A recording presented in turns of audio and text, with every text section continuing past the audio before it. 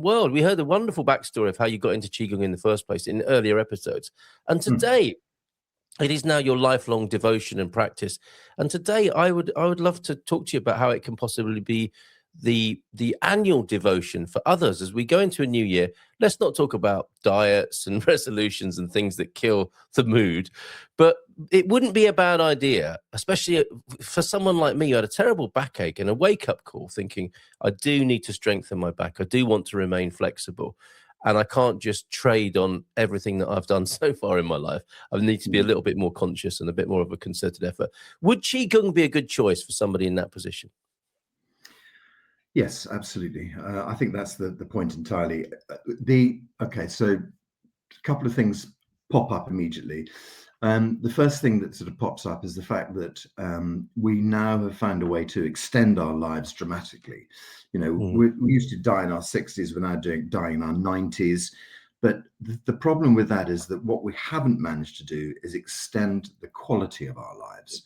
Well said. And so, you can find yourself sitting for the last 20 years of your life taking, my father-in-law, bless him, he used to take something. He had like an advent calendar of different drugs to take every single day.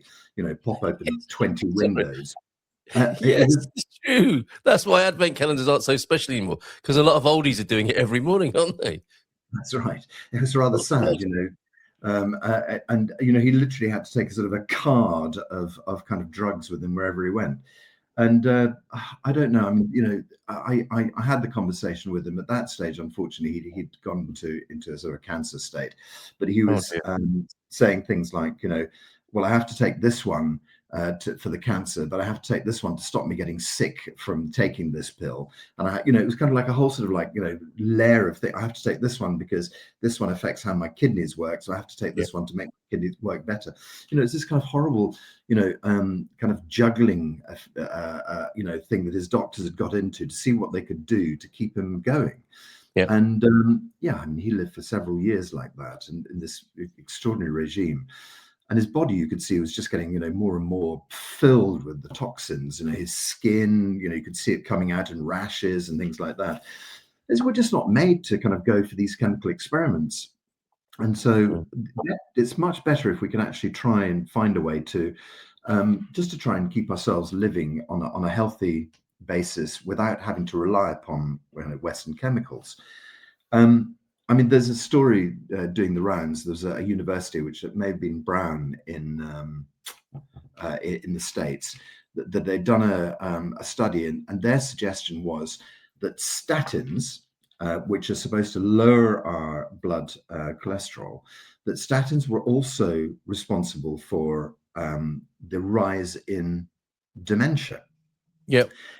Every single person in the world, when they hit the age of 60, is told, take statins. They just say it. It's just a kind of like a thing they say. Your blood pressure level is 4.2. It should be 3.8. Start taking statins. And the suggestion is that what we're doing there is we're taking away lots of fats in our body. And that's kind of, the idea is to remove the fats in the body. But what they're now saying is that they suggest that all the fats that are needed in your brain, and that's why we're told to take fish oils and eat walnuts and things like that. The fats in your brain are also being taken away. And that's why people are losing the ability to, their cognizance. And if that's true, it's like the massive rise in dementia. We're all sort of saying, oh, why is everybody getting dementia? Why is that? Yeah. That's not, and I think the only, it's one of these hockey stick curves where it goes along and it goes up dramatically, dementia. And if you add the kind of rise in statins over they seem to match each other beautifully. This was the theory that this university was putting together. You'd have to do your own research work into it. I'm not saying don't take statins, but I'm just saying that there are other interventions that we can do in our lives. It's very interesting. Statins are dreadful, not medical advice. It's interesting how people, even just stating an opinion, have to issue a disclaimer as well. Surely there's enough flipping evidence for people to be able to say things like that. It just beggars belief, really, that people are so polite and careful about this when it looks like a massive crime. It's not as if the pharmaceutical companies haven't got form for completely destroying people's lives with their overly marketed products, is it? Sorry, what's that? No, Carl. I mean, it's true though, isn't it? I mean, if you watch the movie about the opiates, is it in North America? Purdue, is that the company? That I don't know. I'm getting myself in all sorts of potential trouble here. But That's right. You have to films. move to the Cayman Islands to keep broadcasting.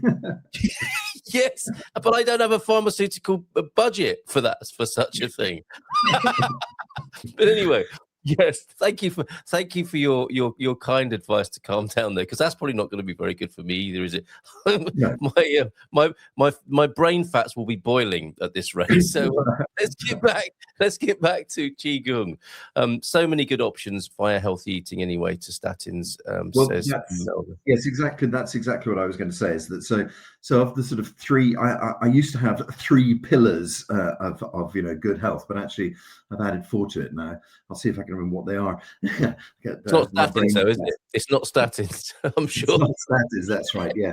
So I mean, there's this that I was going to say caller, as that writer, correspondent.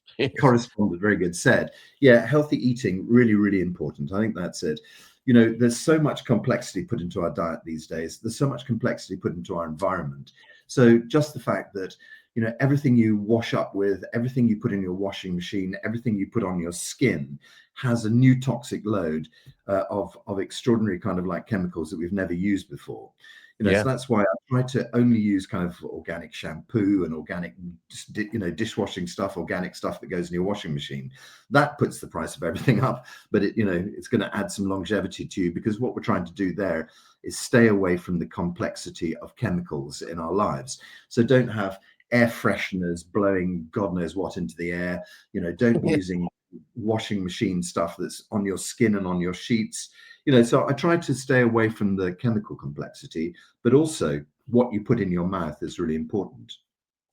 If you're eating a simple diet, you know, what we hear about the longevity of the Mediterranean diet, yeah, absolutely. And the reason for that is people are just eating olives, and they're just eating vegetables, and they're eating a bit of fish, and they're eating a bit of meat, and they have a completely balanced diet, and it tends to be fresh food. And so, so that's the first thing: fresh food, and clean your house up, with of the toxic chemicals. And then suddenly the load on your body, we call that stress as well. The load on your body's gone right down. You know, you've already sort of taken a lot of stressors out of your life. This is a cheeky stuff. Look at it. What about shampoo? It must be a cost saving for you guys, Peter. We'll get him back later on, Jeremy. That's really cheeky. That's right. I pride myself in keeping this. That's right. A shampoo lasts a long time in this house. So yeah, joke's on you, Peter. And that's a great place to start, isn't it? And why not do that as the page turns for the new year? Have a look at all the bloody toxic crap that you've got around you, and maybe simplify it a little bit. And more fresh food, and we've got a good head start here in Portugal. Let's face it, with the market. Really, that is true. Absolutely. I mean, it's very, very easy to eat well in Portugal. Yeah. And so the second thing is, for me, nature. I think nature, and we're so blessed in Portugal with that as well, especially San Martino. It's spending time outside in nature. So an awful lot of people, find themselves living in the cities. The city is just natural stress anyway. Just the sort of competition. So I'm here in London today. The competition for resources is bizarre. You're constantly fighting to get onto every train, onto every tube, onto every bus. You're fighting for every molecule of oxygen. So I think the second really most healing thing is being in nature. It's giving yourself an hour every day just to walk outside. Doesn't matter if it's raining or not. Just get out of the door, walk around, the little town that we live in, but try and walk out into nature. Really, really important. And that's got encoded in it 7,000 steps, an hour's walking. Try and do that. Okay. That's fundamentally incredibly good for you. That's a good frame, though, isn't it? An hour's walking in nature does sound better than 7,000 steps, but it's pretty much the same thing you're suggesting. Pretty much the same thing, yeah, exactly. Okay, great. Yeah. I mean, depending on your fitness, but an hour's walk in nature is a really, really good thing to do. The third thing for me is what I call mental hygiene, and I won't go into that too much depth today. But the idea is that I think it's Socrates who said, "A life unexamined is a life not worth living." Yes. And so, yes. I think it's really important to look at the things that trigger you. What upsets you. Do you find yourself shouting at the TV every day? Do you find yourself shouting at the other drivers? Do you find yourself upset by the certain person upsets you all the time? Are you constantly cross about this? Are you constantly sad about that? Yeah. Just those are things. I mean, if what you're doing is just saying, um, my dad died 20 years ago. I'm still holding it deep inside. I've never really got round to thinking about it. I just pack it away. And when I pick up something, I pick up a book and I see that it belonged to my dad, I get this huge sort of, upset, and it upsets me for Mm, hours and can mm. make my whole day upset. Time to look at that. It's time to figure out, what the toxins are inside your body and what your brain is doing to make them. Yeah. Yeah, well Yeah. said. Well said. And on the other side of it, I mean, it seems like there's a global intelligence test going on at the moment with the way that our media works and news, and the gauntlet that you describe of being triggered and upset by things is a sort of epidemic proportion at the moment. But it's good practice, isn't it? Because I think all of it is a massive projection screen. And whilst it looks like erudite discussion and debate about political issues, so much of it is just Velcro for unresolved emotional issues. So again, another chance to take a look at it. It is. Everything that makes you feel an emotion is a trigger to ask yourself why. So that's Very it. good. Okay. It is. So wow. Okay. So now I'm just going to look on my computer without seeing if I can disconnect you or whatever. For this, for a sticky note I have somewhere in the background here. Oh, I see. That's very clever. Now, me? Stephen will be joining us soon to talk about cleaning up your digital environment and making it a little bit more user-friendly and less stressful. This ties in beautifully. So, Stephen, hang about where you are, and we will chat with you in a moment. We're looking at the sort of bigger picture, in a way, of our whole lives. And I think the digital piece of that is an important thing to address to reduce the stress there as well. So looking forward to speaking to you. And Jeremy may have found this is the sort of thing Stephen helps you deal with. I think, have you lost a digital Post-it note on your many open tabs and screens? No, I found it. Oh, good man, good man. Excuse me. It was a guy who I really rate, who's a sort of, he's a coach for, top business people and things like that. But he started off with the Heart Math organization, which is a really interesting organization. But he says, I've got a little quote from Dr. Alan Watkins. He refers to this phrase that somebody else has quoted, which says, dysregulated emotions are the superhighway to all disease of modern society. Oh my word! Yes, boom. Dysregulated emotions are the superhighway to all disease of modern society. So that's it. So that's the third step of it. Is definitely start to look at the emotional state inside.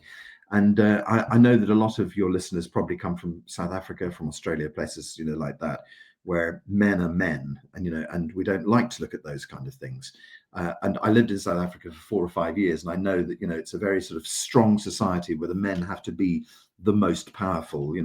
But actually, what that does is that it means you end up tending not to look at yourself. So that's a sweeping generalization. Apologies all. Well, okay, and if it applies, it applies. If it doesn't, it doesn't. That's fair enough. But what can be said, and I found this helpful. I wouldn't describe myself as in any way a macho man from a tough culture.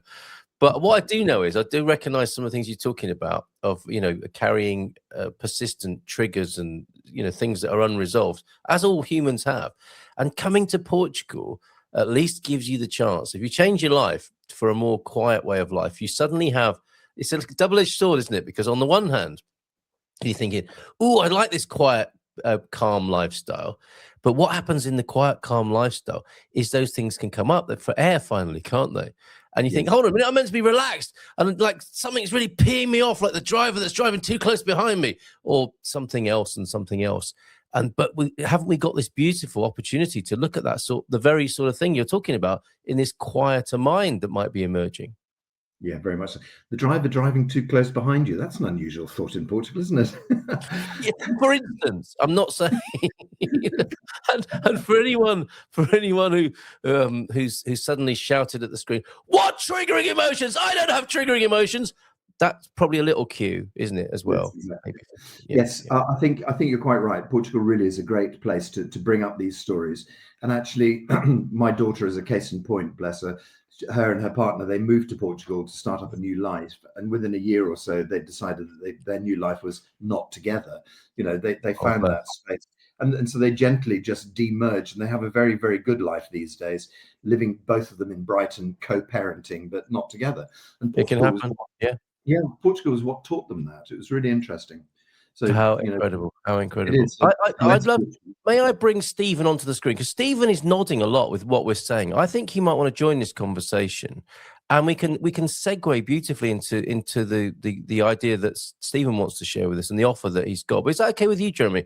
Because I would also like to make this something of a program for the new year, if possible. That what we're talking about, because the community and the sense of continuity is important as well. It's easy to well, not easy necessarily, but it's easier to recognize these ideas and say, yeah, absolutely, right on, Jeremy. But if we can have some continuity with this, I'd love that as well in the new year. Okay, so could I just mention the fourth leg of my Go for your story? fourth leg, and then we'll bring Stephen on. Yeah, Exactly, that's perfect. So the fourth part of that is doing exercise, doing Qigong. all So right. the reason I suggest doing Qigong is because it's been designed to work every single aspect of your body. It's very different to yoga, very different to Pilates, in that it tends to compress your body and compress your muscles and then let them relax. Whereas the other things are all about stretching your muscles as much as you can. So it works much better for people. I didn't see that. It works much better for people, I find, who are, you know, in their 50s and 60s. You don't have to get down on a mat. You don't have to dress in lycra. You don't have to use machines and things like that. You can just be standing in your living room to do Qigong. So hopefully at some stage, Carl, you might be able to share a link on my website. I've got what I call, lovely, thanks. On my website, I've got, on my YouTube channel, I've got a thing which is just a 15-minute warm-up exercise. And basically, it's just 3 very simple exercises. One of them, you turn your waist. One of them, you bend your body backwards and forwards. One, you bend your body sideways. But you do it very slowly and very mindfully. And that was how I got started in Qigong. And so it was just setting aside. My story was that I only had a bath in my flat in London. I didn't have a shower. So I'd have to wait for the bath to run before I went to work. If I went back to bed, the flat would flood, you know, and so I had to stay awake and stay up. And so I started doing these Qigong exercises while my bath was running, just 10 minutes of it, you know, and it changed my life, absolutely changed my life. Yeah, I remember you telling me that story. It's wonderful. That's Jeremy's website there, quantumqigong.co.uk. Which video is it that we've got on that you're sharing? Well, you'd like me to share with people? It's just called warm-ups. I don't know if I think it might be there. No, sorry, it's not actually. Well, I'll put the link to your YouTube channel anyway, and people can have a little nosy and find that. Look up warm-ups. Yeah, that's right. So if they just search warm-ups, you know, Jeremy Colledge, they'll find that as well. But look these at you. All this wonderful content here. Fantastic, Jeremy. Each week I put up a healing class online. And so my healing classes are an hour and a half long, and they're just a standing meditation. Right. Okay. And so I do that Wednesday class live, 9:30 in the morning on my website, and it's completely free. Or I load it up onto YouTube afterwards. And so now I've got a library of 160 healing classes up there. And each one of them is just about listening to the video, just going inside, letting go of some emotions or seeing some patterns inside you. It's a very sort of simple class and anybody can do it. And it's just a soft, gentle meditation. You can do it sitting down, lying down, standing up, whatever. Fabulous, fabulous. And will you come back to talk specifically or coach us on? I mean, you're here once a month anyway. Can we up the sort of the regularity on that a bit and have a little bit of a squad that might be interested in going into this? You know I would. I'd be very happy to do that. Fantastic. Subscribe, Jeremy. Thank you. Sarah might be up for it as well. If a few of us do this of a morning together, that'll be wonderful. Right. Are you happy to stay while Stephen's here? Because I think there's some synergy this morning. Right. Let's give him a nice round of applause and bring Stephen onto the screen. Good morning, Stephen. Hi. Good morning. Bon dia.